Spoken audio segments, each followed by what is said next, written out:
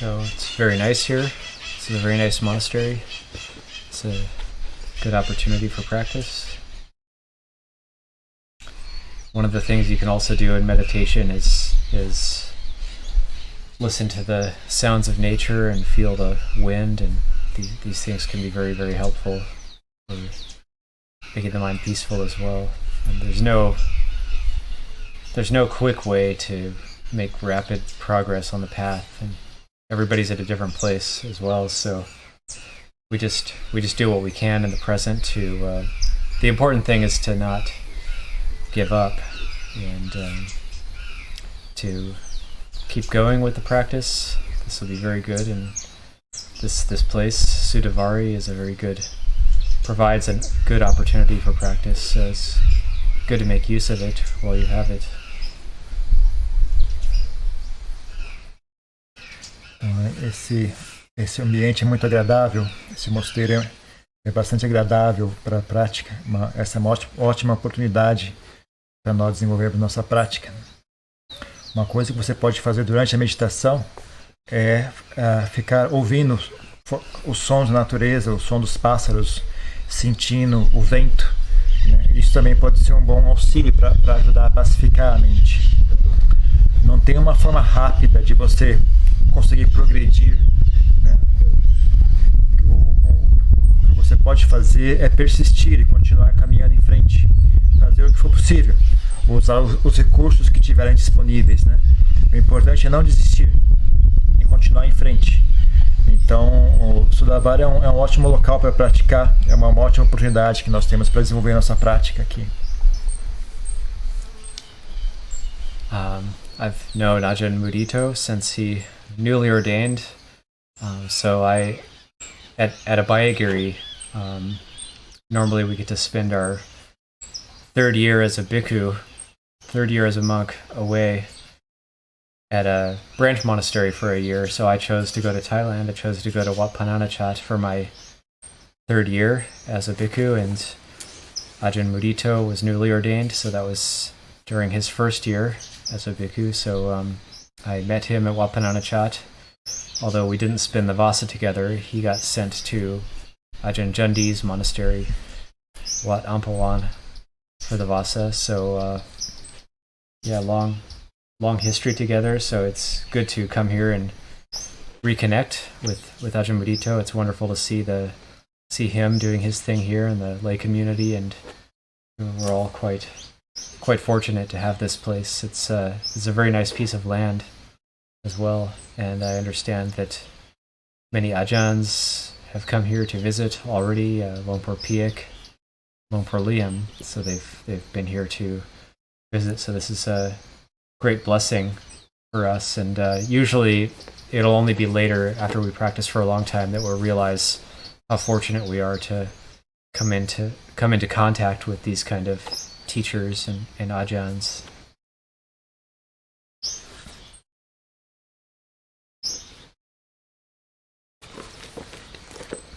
Então, eu conheço o Ajahn Mudito desde quando ele estava recentemente ordenado, quando ele se recentemente ordenou. No mosteiro em que eu vivo, em Abhayagiri, tem uma tradição de no seu terceiro ano como monge, você é dado a opção para você visitar um outro mosteiro, né? E morar um tempo em outro mosteiro, né?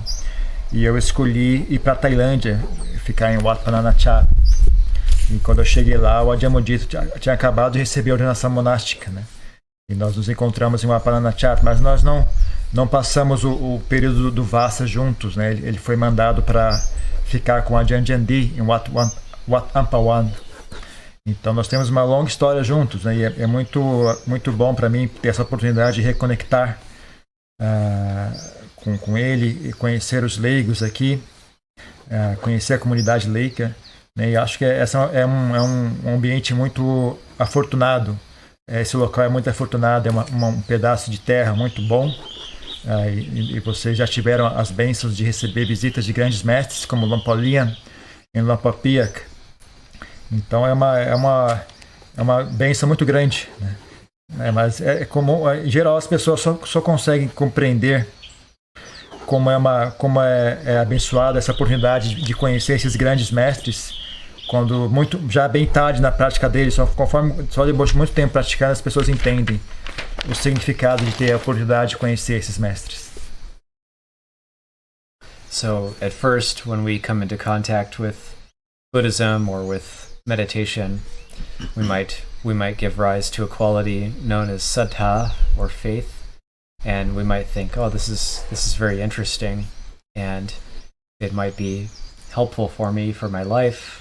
And so we have, in the beginning, we have kind of a curiosity or interest, and then we try it out for a little while. We might undertake something like the 5 precepts or the 8 precepts, or like Novice Kami, he's got the 10 precepts, and we might think, oh, this is good, I'll try it out for a little while. Então, quando a gente primeiro faz contato com o budismo, com a meditação, a gente começa a desenvolver essa qualidade de sattva, a qualidade da fé.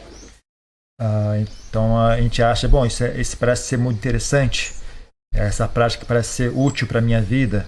Então surge curiosidade, surge vontade de experimentar, né? Então as pessoas às vezes podem experimentar seguir os 5 preceitos, seguir os 8 preceitos, ou como dessa maneira o noviço Kemi aqui, que seguiu os 10 preceitos. We might feel very inspired, but then we feel very inspired for a period of time. So like this might last 1 or 2 or 3 years, and we call this the honeymoon period. Então a gente pode se sentir muito inspirado, mas em geral essa inspiração dura por 1 ou 2 anos, né? Que a gente chama o período da lua de mel. And then once we practice long enough, or we keep the precepts long enough, then what happens is then we, through the ups and downs of our lives, we have the precepts, and then it starts to get difficult, because what the precepts do is that they highlight they highlight the desire in the mind.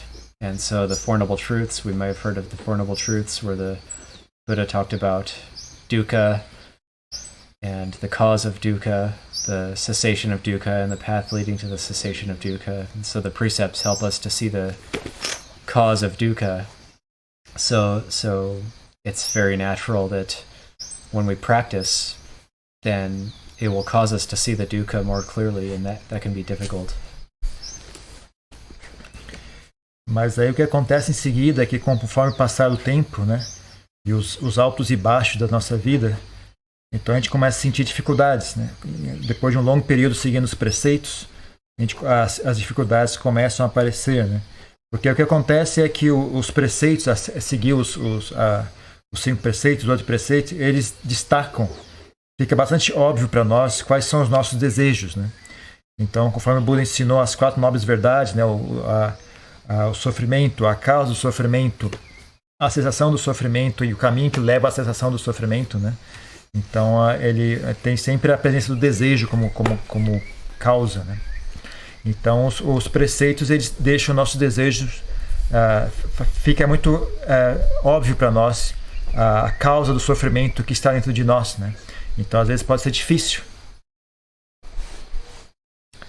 So when we first start to practice, we might think, I got worse, my mind got worse because I'm practicing, and that might want to make us give up.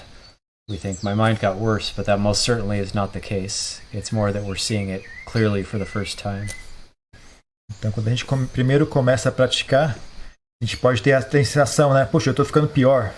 Minha mente está ficando pior do que era antes, né? E a gente acaba tendo vontade de desistir. Mas certamente que isso não é a verdade, né? O que acontece é que agora você consegue enxergar mais claramente a sua própria mente. And it's the same for everybody. E é o mesmo para todo mundo. So we hear about the second noble truth, the cause of dukkha, and this shows us that the dukkha, what we call samudaya, is the cause of dukkha, and this is coming from kama tanha, bhava tanha, vibhava tanha. Kama tanha is the craving for sensuality, Bhava tanha is the craving for becoming, and vibhava tanha is the craving to not be, or craving for annihilation. Então é a segunda nobre verdade, né, que é a causa do sofrimento, chamado samudaya. Então a gente fica bastante óbvio para nós, né, que é kama tanha, bhava tanha, vibhava tanha. Kama tanha é o desejo por experiência sensorial. Bhava tanha é o desejo por existência. Vibhava tanha é o desejo por aniquilação, por não experienciar. So what this is pointing to is that it's coming from inside. It's coming from the heart. It's not coming from anywhere outside. E o que isso nos mostra é que está vindo de dentro de nós, do nosso próprio coração. Não vem de uma fonte externa. So normally we think the cause of dukkha is this person, or the cause of dukkha is this outside situation, or the cause of dukkha is this government, or the cause of dukkha is this illness or this sickness. But the cause of dukkha is the way the Buddha's pointing at, the way we're looking at it, or the way we're relating to it, and that it's actually the cause of dukkha is coming from the inside. What that means is we can actually do something about it. Então a gente pensa, normalmente as pessoas pensam, né? Bom, a causa do meu sofrimento é essa pessoa, a causa do sofrimento é essa situação, é esse governo, é essa doença. Mas o que o Buda aponta, na verdade, é que a causa está na forma de como a gente enxerga isso, na forma como a gente se relaciona com esses fenômenos externos, né? A causa do sofrimento está dentro de nós. E a boa notícia é que, se é assim, então há algo que nós podemos fazer a respeito. If the cause of dukkha was this person, or that family member, or this government, or this pandemic, then there's nothing we can do about it, and we'll die with dukkha. There's no way we can get out of it, because these things will always keep happening. And if that was truly the cause of dukkha, then there would be no way out, and that would be a very sad situation. But because the Buddha teaches that it's actually coming from inside, it's coming from the way we're clinging to and relating to these situations, that we can actually, we're actually empowered to do something about it. Se fosse verdade que a causa do sofrimento fosse essa ou aquela pessoa, esse membro da sua família, esse governo, então não haveria nada que nós poderíamos fazer a respeito para cessar o sofrimento, porque todas essas coisas estão fora do nosso controle. Então é uma coisa que continuaria acontecendo infinitamente, né? A gente jamais conseguiria escapar desse sofrimento. E isso seria uma coisa muito triste, né? A gente não teria uma forma de encerrar isso. Mas se a causa do sofrimento é algo que está dentro de nós, né? Se a causa do sofrimento é o nosso apego, a forma como nós nos relacionamos com o mundo exterior, então, na verdade, isso é uma coisa que nos dá muito poder, né? Nos dá o poder para conseguir vencer isso. This is very difficult to see, and it's okay if we don't see it yet. It's okay if part of us still sees that dukkha is caused from outside situations. That's okay, because we've always seen it this way. Then it's very difficult to change our view about these things. And so we have to be when we practice, we have to be very easy on ourselves, very forgiving with ourselves. Because we might think, like, we might try to tell ourselves, like, oh, why did you see it that way for so long? You're very ignorant. We're very hard with ourselves. But we have to be very forgiving with ourselves, because this is what we call kamma. Like, when we've always seen something a certain way, it's not that easy to shift into a different perception, and this takes time. That's why we hold the precepts, and that's why we meditate. This is what we call sila samadhi panya.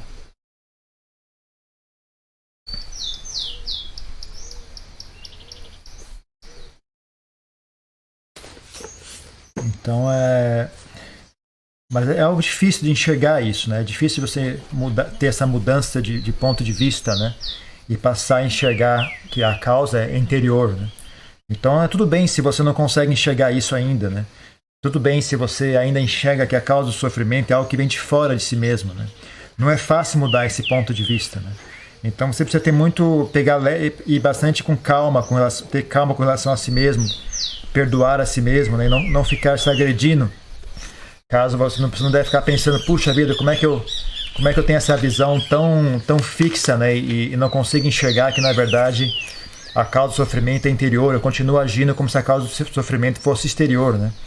Mas você não deve ser muito radical, muito duro consigo mesmo, porque tudo isso é, na verdade, resultado de karma, né? Esse é o nosso próprio karma que a gente criou no passado, que faz com que a gente seja dessa forma no presente, né? Então não é fácil mudar um ponto de vista de uma pessoa, né? Um ponto de vista muito arraigado de uma pessoa não é algo que muda com muita facilidade, né? Então é por isso que nós temos essa prática de Sila Samadhi Panya, né? Que é algo que vai então fazer essa transformação. This is very difficult to see because what do we do if somebody mistreats us? What do we do if somebody hurts us?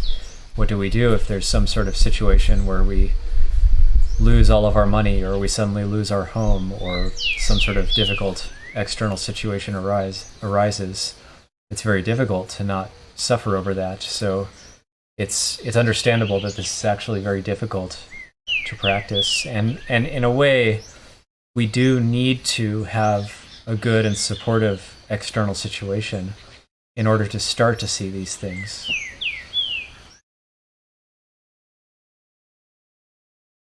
Então é difícil mesmo enxergar isso, né? Porque como que a gente faz? O que a gente pode fazer se uma pessoa está nos agredindo, se a gente perde nosso dinheiro, se a gente perde nossa casa, né? Então é difícil você não sofrer numa situação como essa, né? Então é normal a gente ter essa visão de que o sofrimento vem dos fenômenos exteriores, né? Mas, e além do mais, é importante notar que a gente precisa de uma boa situação exterior, precisa de uma situação exterior segura e propícia para que a gente então possa começar essa prática de enxergar o sofrimento como algo que vem de dentro de nós mesmos. For example, if Ajahn Mudito wasn't a very good translator, I might suffer over that, but because he's very good and he seems to be doing a very good job, then I can feel okay about that. So that's like an external situation that's supportive. Então, por exemplo, se o Ajahn Mudito não fosse um bom tradutor, eu poderia talvez sofrer com isso, né? Mas como eu vejo que ele está fazendo um bom trabalho, então é algo que eu não preciso me preocupar com esse assunto, é algo que me traz tranquilidade. So we do need a supportive external situation, like being in this monastery is a supportive external situation. If you try to meditate in the middle of the city, for example, it's more difficult. So we do need supportive conditions, supportive external situations in order to see these things. But when we do come into those supportive conditions or those supportive external situations, then we can have the conditions, we have the external conditions to start to see that it's all coming from inside.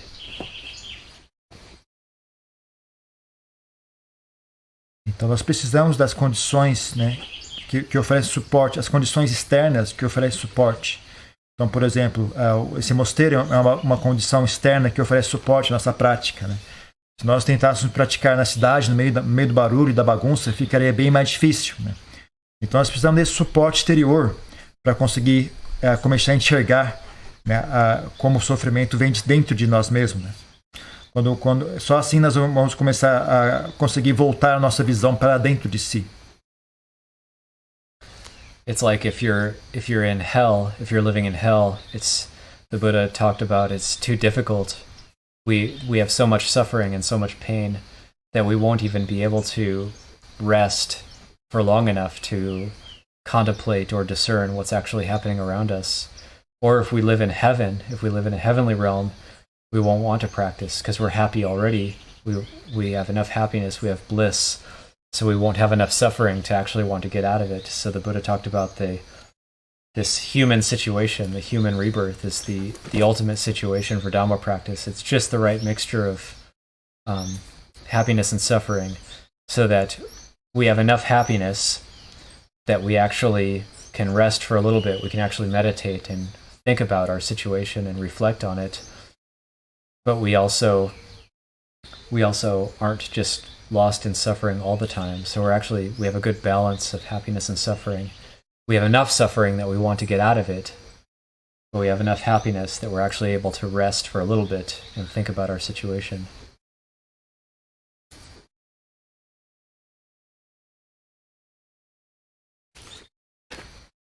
Então, se por exemplo você tivesse nascido no inferno, né, o Buda disse, se a gente tivesse nascido num reino infernal, no inferno, seria muito difícil para nós ter presença mental para descansar, ter um pouco de espaço para descansar e refletir sobre o que está acontecendo ao nosso redor. Né?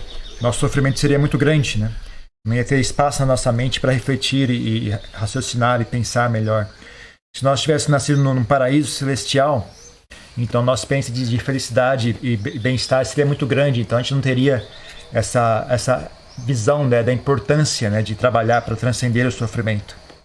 Então é dito que o nascimento humano é o ideal, né? É a mistura perfeita de sofrimento e felicidade.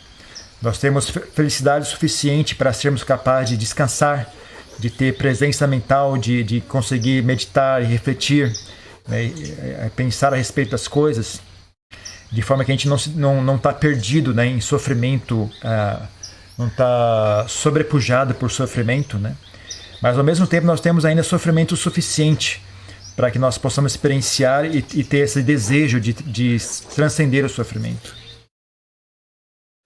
So the Buddha teaches us to reflect on our human situation. What does it mean to truly be human? And how can we make the best use of being a human being? So whatever situation we find ourselves in, how can we make the best use of this? Então, Buda nos encorajava a refletir sobre a nossa situação de ser humano, o significado de ter nascido ser humano, né? E qual é a melhor forma de fazer uso do nosso nascimento humano, né? Em qualquer situação que nós estivermos, qual é a melhor forma de fazer uso daquela situação. So we're not here for a very long time, and this is a very important aspect of the Buddha's teaching, is what we call Marananusati, or death contemplation, recollection of death. This has two parts to it. One is the certainty aspect, the other is the uncertainty aspect. So the certainty aspect is it's absolutely certain that we will die. 100 years from now, none of us will be here. This is not very long that we have to practice. Certainty that we will die. Uncertainty when we'll die. So we can't know when. So that when we contemplate death in these two ways, that will help us to make the best use of being a human being. That will help us to come back into the present and ask ourselves, am I using this in the best way possible? Am I practicing in the best way possible?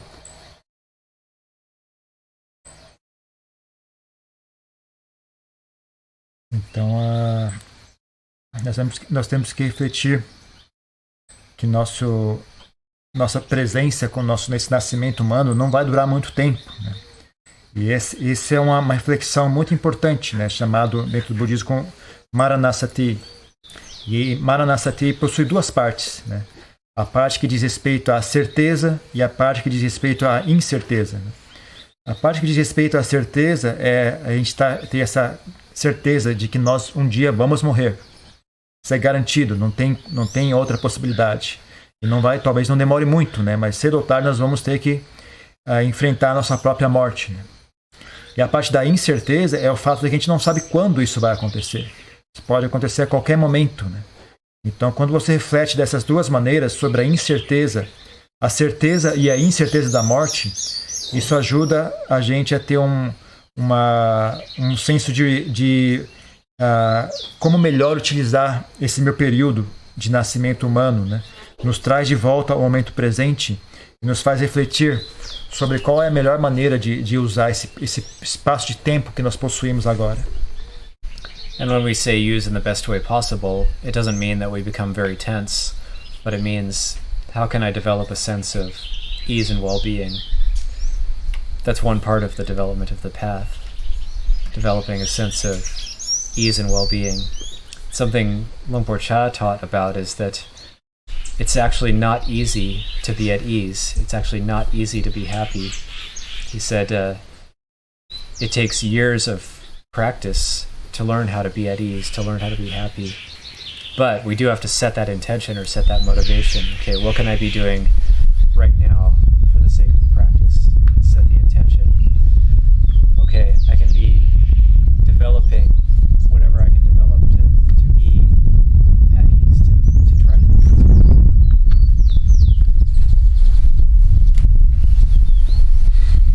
Então, quando eu digo em falar, usar o nosso tempo da melhor maneira possível, não necessariamente significa ficar tenso e preocupado com o assunto. Usar o nosso tempo da melhor maneira possível tem a ver também com saber estabelecer essa sensação de bem-estar, de tranquilidade. Bem-estar e tranquilidade é uma parte importante do caminho, do caminho budista, né? Como a Ajahn Chah costumava dizer, né? Não é fácil estar bem, não é fácil estar feliz, né? É algo que às vezes leva anos de prática, anos de treinamento para você conseguir alcançar esse bem-estar, né? Mas é importante ter essa intenção, né? Como eu faço ter essa intenção em estar bem, né? Procurar estar bem, refletir, né? Que tipo de prática eu posso desenvolver aqui e agora para ajudar nesse objetivo. And the practice is all about balance. So if we do the death contemplation, we might think, oh, this is a really good thing. We do the death contemplation a lot. But then if we do it too much, or if we do it to the point of becoming depressed, then we actually have to ease off on the death contemplation and go into the metta, what we call metta kammatthana, which is the wishing oneself well. May I be at ease. May I have well-being. This is the metta kammatthana. So this is what can balance the death contemplation. If the death contemplation gets too serious or too tense, we use the metta to balance it out. And this is the art of practice.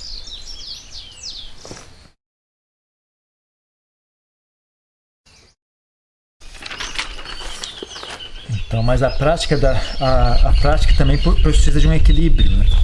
A prática significa uma presença de um equilíbrio constante, né?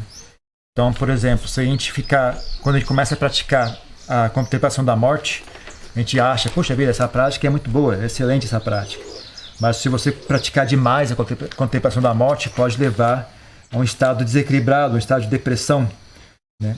Então, nesse caso, você precisa então balancear, equilibrar a sua prática, por exemplo, utilizando a prática de metta bhavana, que é você sentir bem-querer por si mesmo, né? Cultivar a sensação de bem-querer, de amizade, né? Então, isso é uma forma de você equilibrar a sua prática, né? Você está contemplando a prática, usando a contemplação da morte, você pode ser necessário você equilibrar isso com a prática de metta, para que você não fique muito tenso, né? Muito tenso ou deprimido, né? Então, essa que é a arte da prática de meditação. And then how do we know when to use death contemplation, when to use metta kammatthana? This is the quality of sati. Sati helps us to come back, and sampajanya is a quality that helps us to know where we're at any given time. The Thai translation for sampajanya means to know around.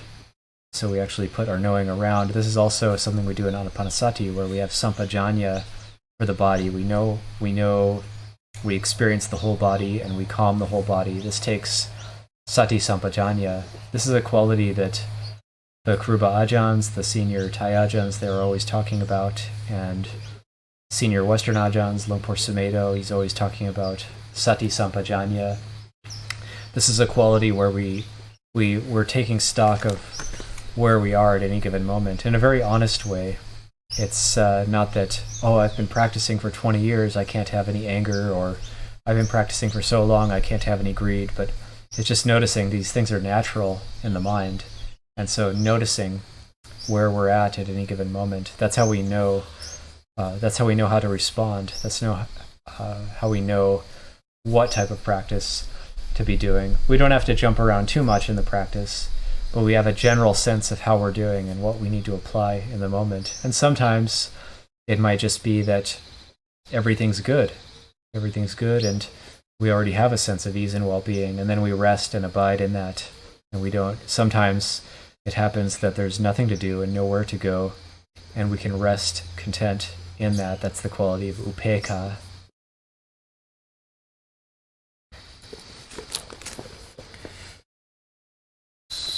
E como é que a gente faz para saber se nós estamos muito pesados de um lado ou para o outro, né? Se nós estamos equilibrados ou não, né?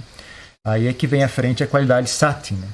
De você ter a sati ajuda você a voltar para o aqui e agora, voltar para si mesmo, né? E aí combinado com a qualidade sampajanya, que é você saber compreender, né? Saber entender qual é a sua situação, né? Então, essas duas qualidades utilizadas em conjunto é que fazem o serviço de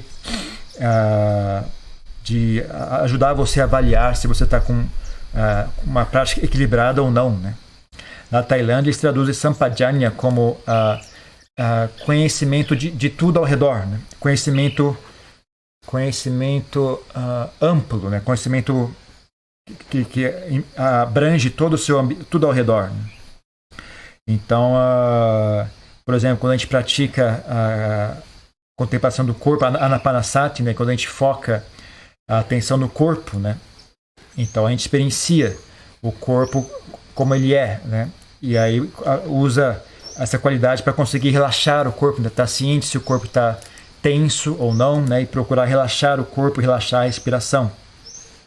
Então, todos os grandes mestres sempre falam muito sobre essa qualidade, né, Ajahn Sumedho, todos eles sempre trazem de novo, né, reforçam a importância dessa qualidade, né, de sampajanya, de estar ciente, de compreender qual é a situação no momento presente, né. Então é uma qualidade de você ser capaz de acessar, né, a sua situação atual e ser bastante honesto consigo mesmo, né. Você não pode cair na armadilha de pensar, puxa, eu já pratico há tantos anos, né? Então eu não devo mais ter raiva, não posso mais ter raiva. Na verdade, você precisa estar disposto a aceitar o que for a verdade naquele exato momento, né? Sem julgar, né? Você tem que ter essa capacidade de compreender. Bom, esses estados mentais são normais, né? Mesmo normal ter raiva, é normal ter todo tipo de estados mentais e ser capaz de aceitá-los, né? Como eles são. Para que você possa então ser capaz de saber, né, qual é a sua situação e assim saber aplicar, né, o que é a melhor solução para o que está acontecendo aqui e agora. Ou talvez você perceba, né, quando você investiga a si mesmo, você veja que na verdade está tudo bem, né, sua mente está pacífica, as suas qualidades mentais estão bem equilibradas, né? Então nesse tipo de situação você apenas permanece naquele estado saudável mental. Você apenas permanece naquele estado mental e estabelece equanimidade, né? Upekkha. Keeping the precepts, we talk about keeping the precepts. The Pali word for precept is sikappada. So when we take the 5 precepts, that's the 5 sikappada. And so that word sikappada refers to a precept that we undertake. For example, I undertake the precept to refrain from taking the life of any living creature. That's the first sikappada, or the first precept. Now, we also talk about the word sila. Sila is different. Sila is an internal quality that comes about when we take the precepts. Sila is an internal quality that is developed through the keeping of precepts. And so sila is like that internal integrity that comes about through keeping precepts for a long time, for a long period of time, and internalizing them so that it becomes a part of our life.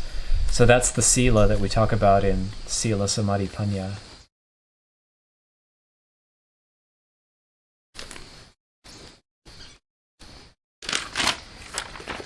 Então, quando a gente fala em praticar os preceitos, né? Os preceitos são a prática. Cada preceito tem um nome de sikapada, né? Então, por exemplo, você segue os 5 preceitos, né? Então você fala os 5 sikapadas, né? Então, por exemplo, o preceito de não tomar a vida alheia, né? De não agredir a vida dos outros, né? Então, esse é um dos preceitos, né? A Sikkhapada. Já a prática de Sila é uma qualidade um pouco diferente, né? Dos preceitos, né? Sila é aquela qualidade interior, né? Que vem da prática dos preceitos. É a qualidade de integridade interior, né?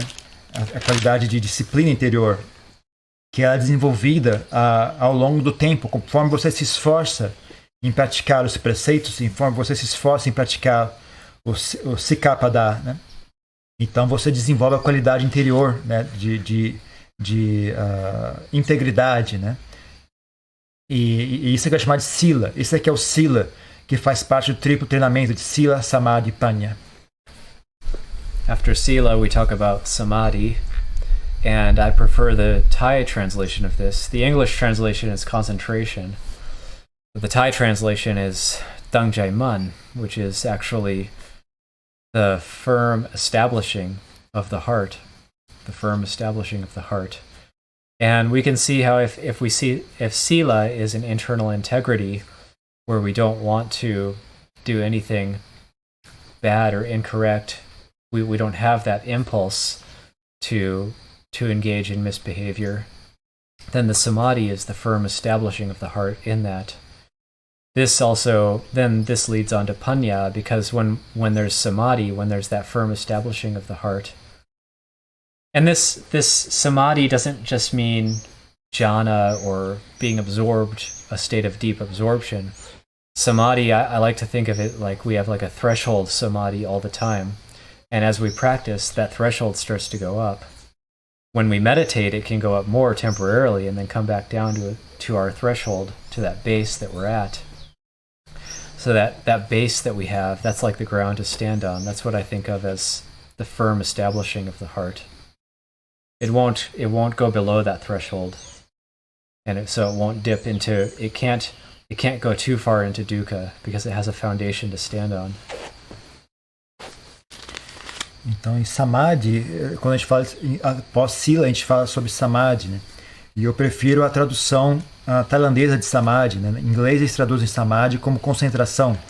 Na Tailândia eles traduzem como Tangjai Man, que significa deixar a mente firme, né? Firmeza do coração. Então, se Sila é uma qualidade interior de integridade da mente, uma qualidade interior de integridade, de não ter impulso por fazer o que é errado, não ter impulso em agredir e machucar os outros, né? Então, o Samadhi é o firmar dessa mente, né? Dessa mesma qualidade de Sila, né? É deixar ela firme, né? De ter um coração firme, uma mente firme, né? E Samadhi não significa apenas os estados profundos de meditação, dos jhanas também, né? Eu gosto de interpretar Samadhi como se fosse um limite, um nível, digamos assim, um chão, né? Um chão para a mente, né? Que todo mundo tem um nível maior ou menor, né? De paz, de firmeza da mente, né?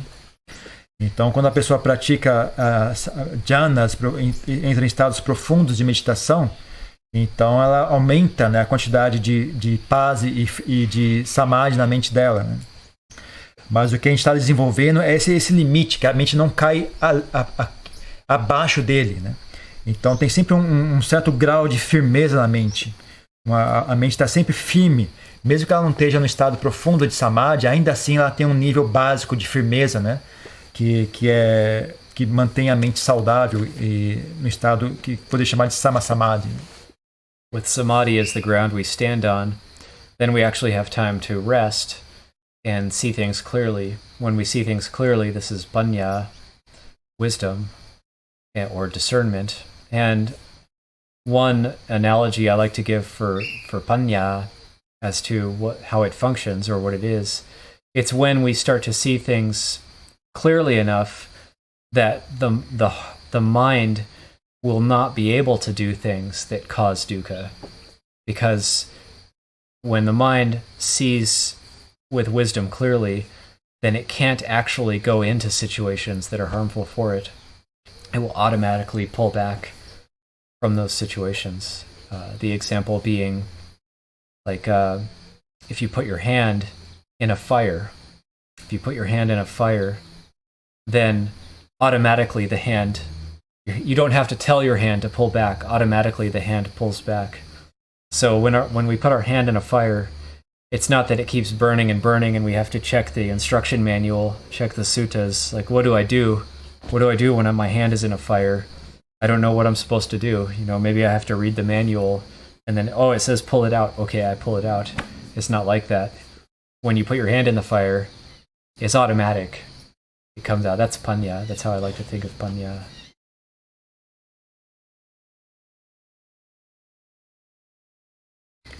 Então, se samadhi é um chão, né, sobre o qual nós podemos descansar, né? Então, ele dá a oportunidade de nós olharmos ao redor e enxergar as coisas mais claramente, né?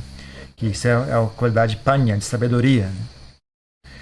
Então, o que eu chamo, né, a forma como eu gosto de explicar sabedoria, panya, né, é você ter a mente enxergar, é quando a mente enxerga tão claramente que ela já não consegue mais fazer aquilo que leva ao sofrimento, né? Se a mente enxerga claramente que aquilo leva ao sofrimento, ela naturalmente recua daquela ação, né? Ela vai automaticamente evitar realizar aquilo, né? Você pode comparar com uma pessoa que coloca a mão sobre o fogo, né? Imediatamente ela puxa a mão para fora, né? Ela não precisa... Ninguém quando coloca a mão no fogo fica pensando, puxa vida, será que isso tem alguma coisa errada aqui? Será que eu tenho que olhar? Como é que eu faço agora? Tem que olhar o manual, tem que ler os sutras para saber se aquilo está certo, se está errado. Na verdade, não é assim que funciona, né? Quando a gente coloca a mão sobre o fogo, imediatamente nós entendemos que aquilo é sofrimento e imediatamente a gente puxa a nossa mão para fora, né? Então, essa qualidade de enxergar claramente, compreender claramente o que é sofrimento e o que não é sofrimento, é o que leva que é o chamado de sabedoria, né? Que a mente entende o que é sofrimento e não realiza mais aquilo.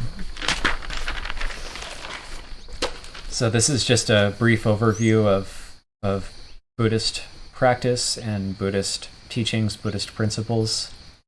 And I also would like to say anumodana and thank you to everybody for supporting this monastery.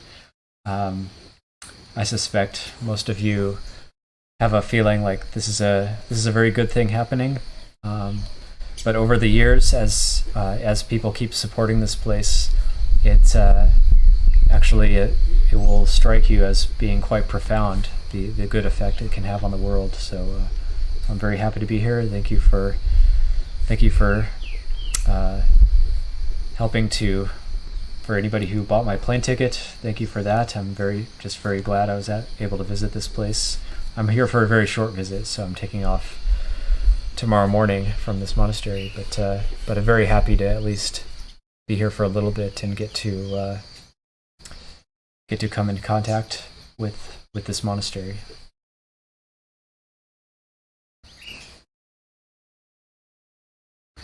Então, essa é apenas uma visão geral que eu queria dar sobre os princípios do budismo, o princípio da prática budista, né?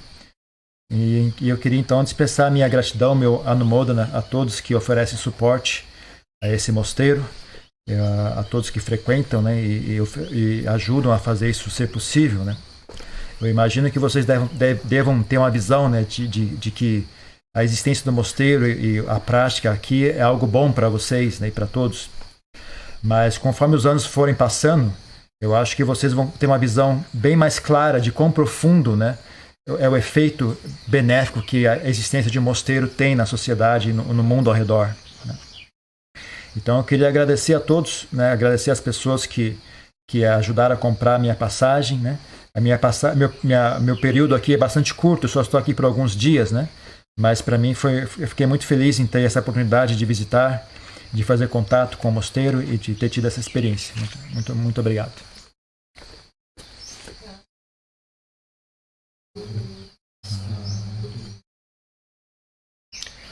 Então agora, se alguém quiser fazer perguntas, quer seja as pessoas que estão aqui ou quem está online, fique à vontade. So if there's any questions, now is the time to... Yeah. I translate. Yeah, thank you very much. Alguém tem uma pergunta aqui? Não? It's normal to have ups and downs in our practice. And some days our mind is very peaceful, calm, and concentrated the whole day.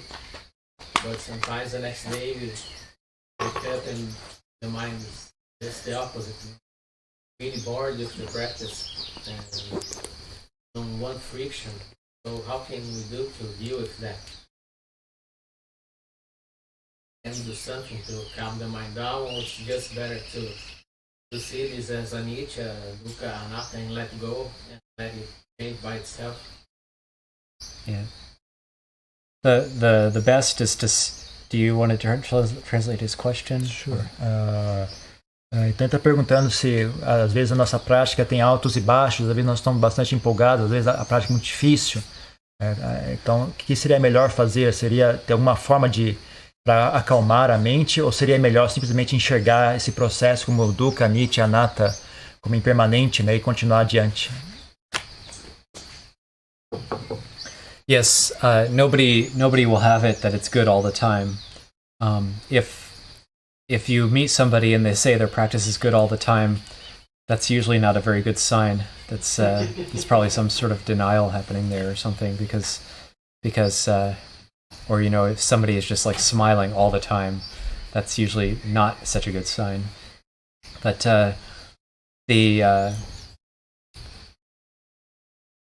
it's going to go up and down like this, and yes, you should see it as anicca, dukkha, anatta, but we don't always have to just apply anicca, dukkha, anatta to it.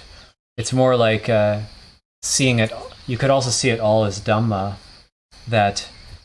and we can use it for investigation. Like, why was the mind good this day, and why was it? What causes were there to wake up and suddenly it's in a different state the next day? So this can also, all of this can be used for developing wisdom, for developing discernment. If we're not doing good, say, this is very common, that it's very, very good one day and then not so good the next day. And I had this experience early on in my practice, where when I was in Anagarika, I was had this idea of meditating, and I was actually really, really intent on just getting the jhanas and getting liberation as quickly as possible, and so I was extremely tense. And this is very normal. So actually, when I was meditating, I would clench my teeth. And meditate as hard as I can, and I have to make butto. I have to concentrate the mind as hard as possible, and then I would actually sometimes I was successful, and I feel like a lot of happiness. Then the next day it would be like hell. It'd be like I'd be in this hell realm, and it would go back and forth like that because I was trying so hard, and then I would think, now I'm in hell and I've failed. I'm a failure. I'm awful. This is horrible. So then I would be like doing and I think, oh, the practice isn't working. I think the practice isn't working because I was in this good state. Now I'm in this bad state. And eventually, that went back and forth like that, and I ordained as a samanera, then I ordained as a bhikkhu. And I remember one of our teachers, Lungpo Viradamo, was visiting one time, and he asked me how my practice was going. And as a new bhikkhu, I said, well, I think it's not going very well because, when I first started, like, I would get these bliss states, but then it would go into hell and then be back up, and I would have these bliss states. They were very good, and I could attain those. But I said, but now it's like very boring. Now it's like I don't have those states, but I'm also not going into hell. But it's just like very ordinary. Oh, good. That's very good. So we do have to get that sense of, like, when we don't have any expectations, it becomes a bit more ordinary. And when we can integrate our practice life with our ordinary life, that's quite good. And it surprised me that Luang Por Viradamo said that, like, oh, that's a good sign that you're more peaceful. You're more peaceful now because it's not going up and down and up and down. It's even out. even out over time. So I would still have days where I wasn't feeling good or I wasn't doing well, but at the same time, like, it wasn't as much of a problem. And I could say, okay, well, Sati Sampajanya, yeah, I'm not doing well today, but that's okay, and that's just how it is today. And then, there might be times when I feel really good today, I feel great. But then also you're not clinging to that. You're not saying like, well, I feel great, so I should always feel this way. It's knowing like, so really maybe you have to, it's more important to contemplate anicca, dukkha, anatta when you're feeling good. Because it's like, oh, well, this will change. But normally we only want to contemplate anicca, dukkha, anatta when we're feeling bad. Like, this will change. But then when we're feeling good, we don't want it to change. And in a way, that's causing the bad states to arise. So we always have to be contemplating anicca, dukkha, anatta. So. Então respondeu que... Sorry, that was kind of long. Ele respondeu que... sim, isso acontece com todo mundo, né? Todo mundo tem esses altos e baixos na prática, né? Ninguém tem uma prática que está sempre boa, né? Se um dia você conhecer alguém que dizer que a prática deles é sempre boa, isso é um mau sinal. Provavelmente significa que a pessoa tem algum estado de negação, um estado de fantasioso, né? É que nem você é uma pessoa que está sempre sorrindo o tempo todo, 24 horas por dia, né? Em geral, isso é um mau sinal, tem alguma coisa errada com aquela pessoa, né? Então, sim, você deve contemplar esses períodos de progresso e regresso na prática como dukkha, nitya, anatta, né? Mas também não só isso, né? Você também pode usar isso como uma contemplação do Dharma, né? Você pode usar isso como combustível para a sua investigação, né? Então, por exemplo, você investigar, né, qual é a causa disso? Por que a minha mente agora está assim? Né? Da onde que veio isso? Quais são os fatores que causam esse estado mental? Todas essas experiências são boas para desenvolver sabedoria, né? Então, é normal a prática de alguém estar boa num dia e no outro dia não estar mais boa, né? Essa é algo normal, né? Mesmo eu, antes de virar monge, quando eu era um anagarika morando no mosteiro, né? Eu tinha muito desejo, muita ganância por obter estados mentais superiores, obter o jhana, alcançar a iluminação, né? Então é muito comum os jovens candidatos, né, terem esse tipo de atitude. Então eu me sentava de meditação e rangia os dentes até. Eu sentava assim, mordendo os dentes, assim, muito tenso, né? Quando eu praticava a meditação de Budô, eu praticava de maneira tensa, com aquele Budô, né? E fazendo isso, por incrível que pareça, às vezes eu tinha algum sucesso. Às vezes eu conseguia alguma experiência agradável praticando dessa forma, né? Mas então, logo em seguida, no dia seguinte, por exemplo, minha prática caía no inferno, né? Ficava tenso, aí eu ficava deprimido, porque eu não conseguia mais obter aquele estado mental. Eu falava, puxa vida, isso é inútil, eu não sou bom o suficiente. E a minha prática estava indo e vindo dessa forma, né? Às vezes, alguns dias tinha uma experiência boa, daí no dia seguinte ia para o total oposto daquela experiência, né? Então eu ficava pensando, puxa vida, isso não está funcionando, eu não sou bom o suficiente, eu vou desistir. Então, mas eventualmente eu continuei praticando, né? Eventualmente me ordenei como noviço, depois me ordenei como monge, né? E aí um certo dia, um dos nossos professores, da Lompo Viradamo, veio visitar, né? E ele me perguntou, né, como é que está indo a sua prática, né? Até eu falei, Lompo, não está indo muito bem, não, né? Antigamente experienciava todo esse êxtase, toda essa felicidade, né? Mas também depois experienciava esses altos e baixos, né? Ia para o paraíso, depois caiu no inferno, né? Então achava que aquilo estava bom daquele jeito, né? Mas hoje em dia esse ciclo parou, né? Me parece que minha prática está muito, muito monótona. Eu não experiencio mais esses picos de felicidade e de tristeza e de sofrimento, né? E aí ele respondeu, que bom, ainda bem, né?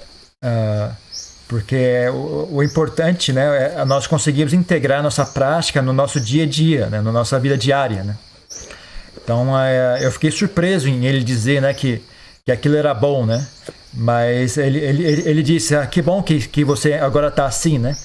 Significa que agora a sua mente está mais pacífica, né? Não tem tantos altos e baixos, é um sinal que a sua mente está mais pacífica, né? Então, na verdade, é normal, né? Você ter alguns dias a sua mente estar boa, alguns dias a sua prática não estar boa. Tudo isso é normal. O que acontece é, quando a sua prática estiver boa, não pense, agora tem que ser sempre assim. Minha prática indo bem, então agora de agora em diante tem que ter sempre dessa forma. Né? Isso é que é o grande erro, né? Em geral, as pessoas só querem contemplar a impermanência quando a prática está indo mal. Né? Mas quando a prática está indo boa, ninguém quer contemplar a impermanência. Todo mundo quer que agora vai ser, de agora em diante vai ter que ser sempre boa desse jeito. Né? Mas na verdade, a prática da contemplação da impermanência, ela é muito importante ser feita quando as coisas estão indo bem. Você também tem que lembrar, quando as coisas estão indo bem, aquilo é apenas um fenômeno temporário. Né? Cedo ou tarde, as coisas vão se transformar e vão mudar novamente. Né? Então é mais ou menos isso. Alguém mais tem uma pergunta? I do have one. Which is, he said that for one to progress in meditation, one has to be someone who has few wishes. And he also said that for one to progress to meditation, one has to be someone who is strong, a strong person who has a lot of willpower. So, and also, it is part of my experiences, and there's also common sense that one who has strong desires usually is someone who has strong willpower. So I want to ask Kanja for some thoughts about this. That for me is like a long time dilemma, which is basically how is it possible to understand yourself as someone who has few desires but strong willpower. Né? Eu vou traduzir a pergunta. Eu acho que se você traduzir não é bom porque não vai pegar o microfone aqui. Deixa eu traduzir. Agora eu esqueci a pergunta. Como é que é? Ele está perguntando se uma pessoa tem... É dito que uma pessoa praticar tem que ter poucos desejos, uma pessoa de poucos desejos, uma pessoa que pratica o Dharma. Né?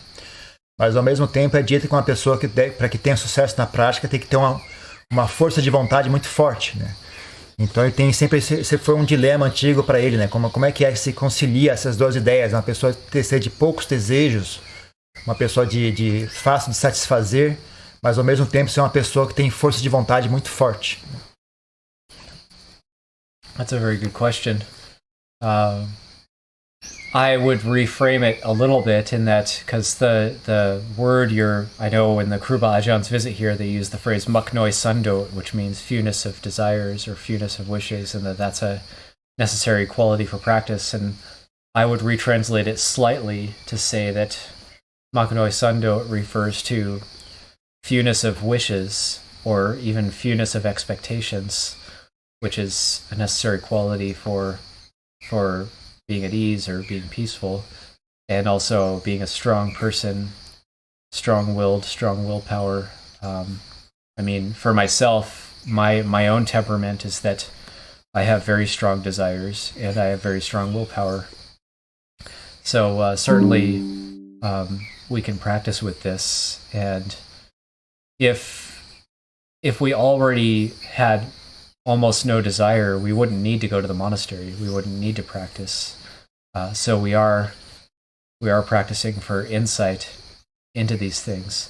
And in a way, we do need strong desire to practice. We need a strong desire for the practice. This is the difference between these two Pali words. Tanha is craving, and chanda is also craving, but it's more like desire, but it can be wholesome. You can have kama chanda, which is like a desire for sensuality, or you can have dhamma chanda, which is desire for dhamma, and that you absolutely have to have dhamma chanda, a very strong desire for dhamma, or else you won't even practice.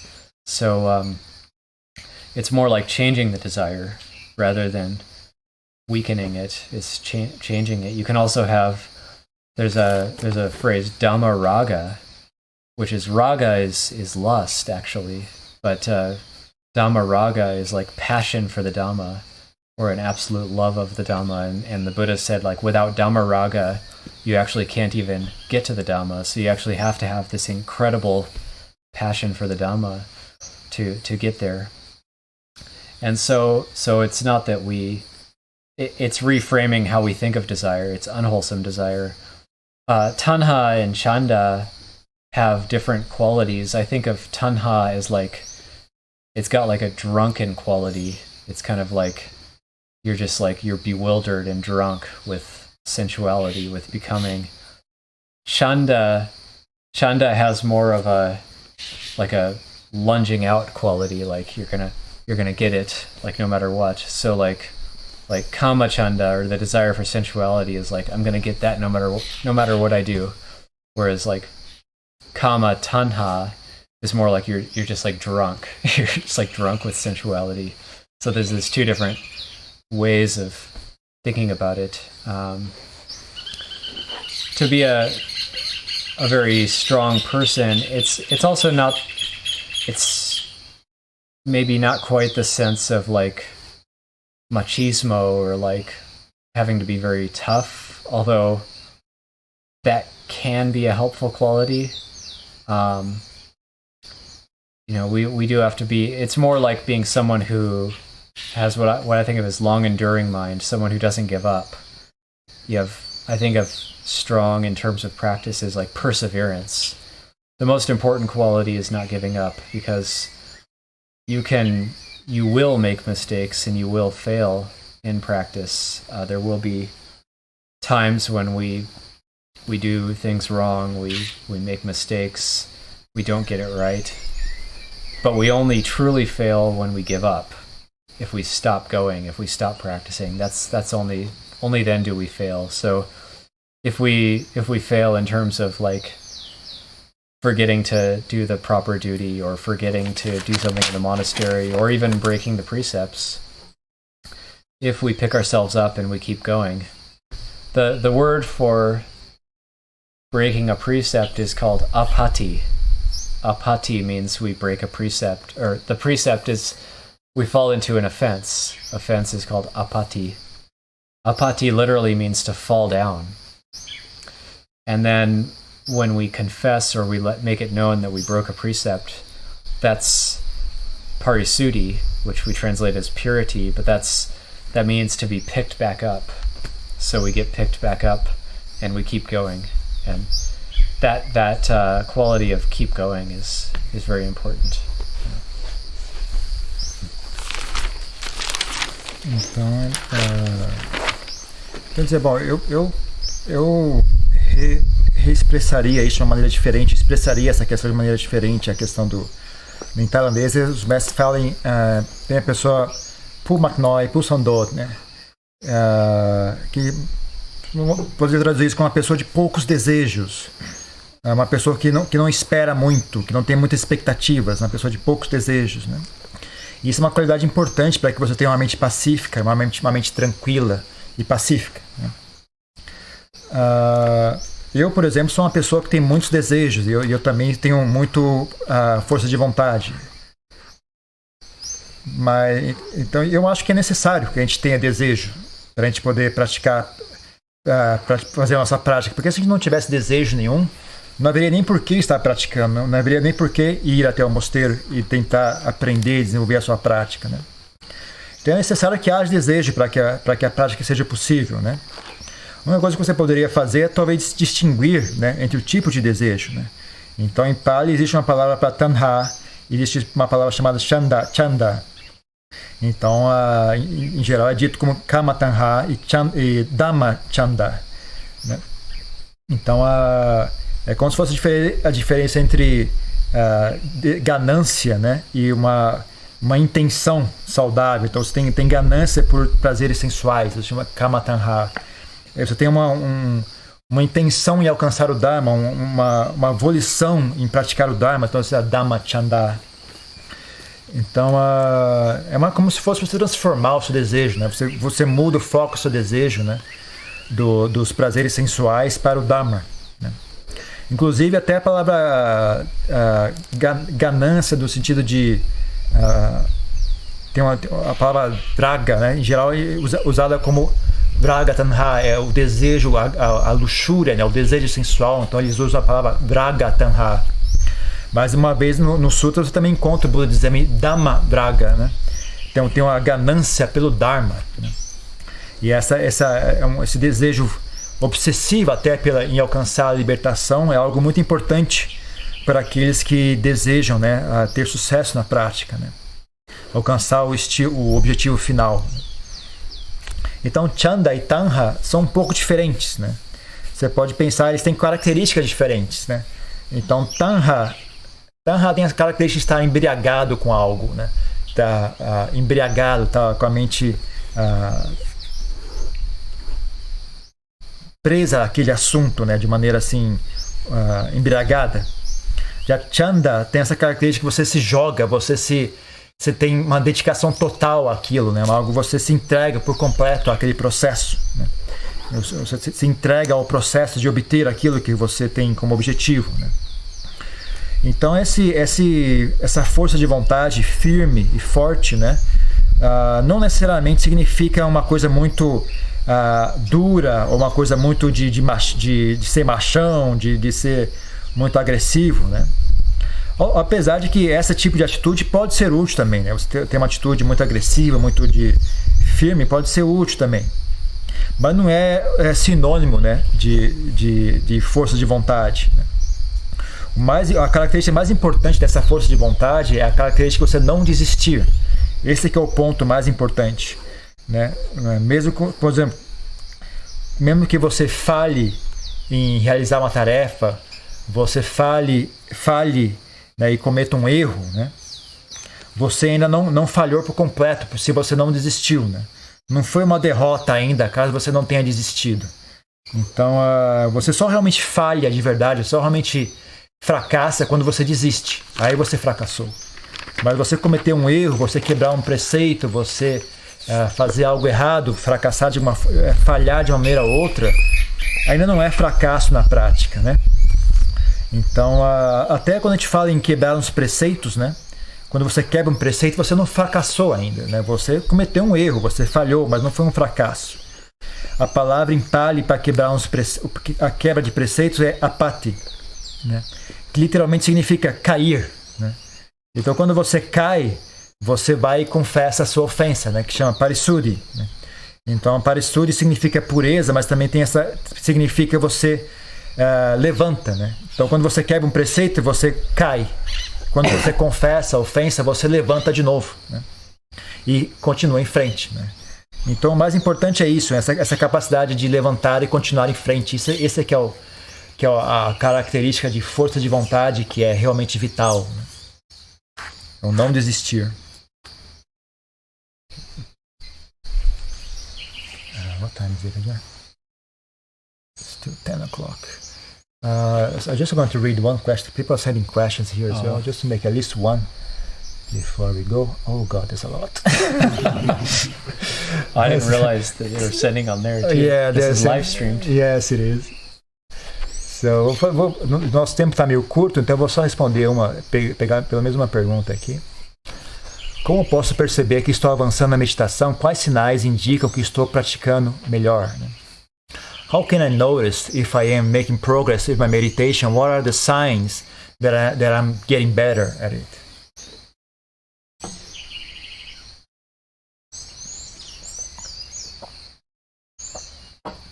Well, it could be a little bit like my answer to the first question is like if there's less ups and downs, less heaven and hell. That being said, it's difficult to know. It's difficult to know because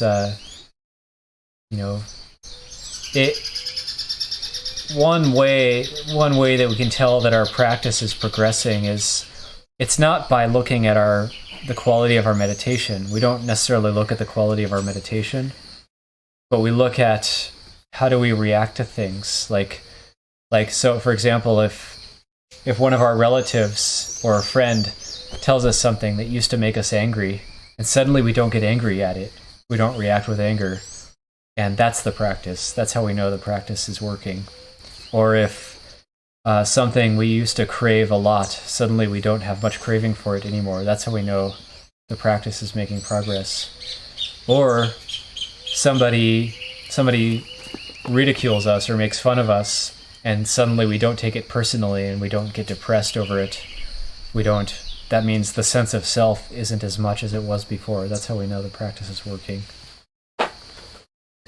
É um pouco parecido com a resposta que eu dei anteriormente, né, na primeira pergunta, que é você tem menos, os ciclos de altos e baixos começam a diminuir. Começa a ter menos esse fenômeno de você sobe no céu, depois cai no inferno, né? A sua mente começa a ficar mais estável, né? Mas é difícil você ter um sinal claro, né, de que a sua prática está melhorando, né? Uma estratégia boa para isso é você não ficar tanto olhando assim na qualidade da sua meditação, mas sim olhar para como você reage às coisas no dia a dia, né? Então, por exemplo, antigamente algum parente ou amigo falava algo que deixava você e você ficava com raiva quando a pessoa dizia aquilo. E agora você nota que você não fica mais com raiva. Ou então você tinha muito ganância por alguma coisa, né? Você tinha muito desejo por algo, né? E agora a sua obsessão, a sua ganância por aquilo diminuiu. Ou então uma pessoa antigamente ridicularizava você, tirava sarro de você levava aquilo para um lado muito pessoal, você ficava muito deprimido com aquilo. Então mas agora você não tem mais essa reação, né? Esse tipo de estabilidade mental é um bom sinal que a sua prática está fazendo progresso. One more, Jen? Are you done? No, we can do more. Okay. Por que a posição com as pernas cruzadas é mais usada na meditação? Tem outras posições que podemos usar para meditar? Why is it the cross-leg position is the most used for meditation? Are there other positions we can use for meditation? Yeah, it really depends on the person. I mean, they say full lotus position is the best for the circulation and we want to have a position where the back is straight up and down. We want but even this position, I'm sitting in the polite Thai position we call puppy up right now, and even that could be used for meditation as long as the back can be kept straight. We use a cushion so that the back is kept straight. We don't want a position where we're too hunched over like that, or where we want to be able to be in balance. So if someone is flexible enough, or if you do a lot of yoga, you might be able to do full lotus position. Otherwise, half lotus is quite good, or even Burmese posture. If you're sitting in a chair, you just sit upright. You don't kind of slump. You don't slump back in the chair too much.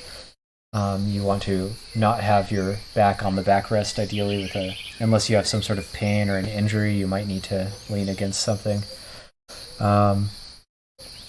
You can also do walking meditation, standing meditation, or lying down meditation. I know Luangpur Viradamo teaches what he calls yoga nidra, or lying down meditation. But you have to be careful in doing that you don't fall asleep, or it just becomes no different than sleeping meditation. Any of these postures can be used for meditation, but the cross-legged posture, certainly we talk about the back being straight, and that's a good posture for the awareness to be alert and that we don't become too drowsy during our meditation.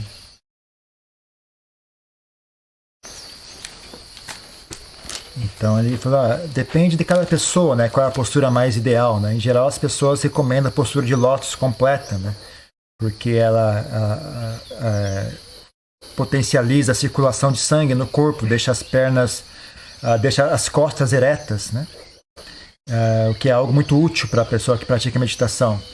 Mas mesmo essa postura que eu estou sentado agora, né, chamada em Papi Up, que é essa postura com as pernas de lado assim, pode ser uma boa postura para meditação, se você conseguir uma almofada para erguer um pouco as costas e deixar as costas eretas, né? Não ficar corcunda com o corpo caído para frente, né? Isso é o tipo de coisa que você quer evitar, né? Sentar com as costas dobradas, sentar com as costas curvadas, né? Não é bom. Ou sentar de uma maneira desequilibrada, né? Que você não está com o corpo bem equilibrado, né? e assentado ao chão. Então, se você é uma pessoa muito flexível, fez yoga, tem bastante flexibilidade, você pode sentar em postura de lótus, né? Ou você pode sentar em postura de meia lótus, ou você pode sentar na postura birmanesa, né? Ou se você pode sentar numa cadeira, se for necessário. Caso você sente numa cadeira, né, não sente com as costas muito para trás, jogada para trás, né? Não, evite usar o apoio da cadeira para manter as costas eretas, né? E você não use o respaldar da cadeira para se apoiar, né? A não ser que você tenha algum problema de saúde que requeira que você use a cadeira para se apoiar. Mas se você sentar na cadeira, procure sentar com as costas eretas, né? Mas você pode mesmo praticar meditação caminhando ou deitado, né? A Lompo Viradamo costuma ensinar as pessoas a praticar meditação deitado, né? Mas você não pode cair no sono, né? Se você deitar e cair no sono, então não é meditação, não existe meditação dormindo, né? Então a postura de pernas cruzadas ela é muito boa porque ela ajuda a manter as costas eretas, né? E que é algo muito conducivo para você manter a mente presente, para manter a qualidade da atenção, né, e da clareza mental. Thank you, John. I think it's probably enough for today. Okay, it's good for today. Otherwise, people will not have enough time to prepare the meal. Yeah. Então é isso por hoje. We definitely want to eat. That's a good external condition for practice. A gente vai parar agora, porque com certeza a gente quer almoçar, então é melhor a gente parar agora, porque é uma condição importante para mantermos a nossa prática, né? Então, por hoje é só. Thank you very much.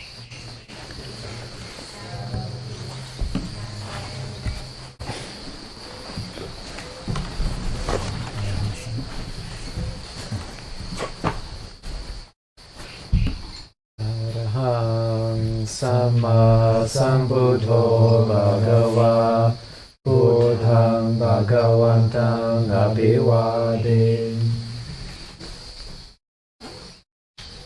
Wakato Bhagavata Dhammo Dhammam Namasami Supatipanno Bhagavato Sangha Sangham Namah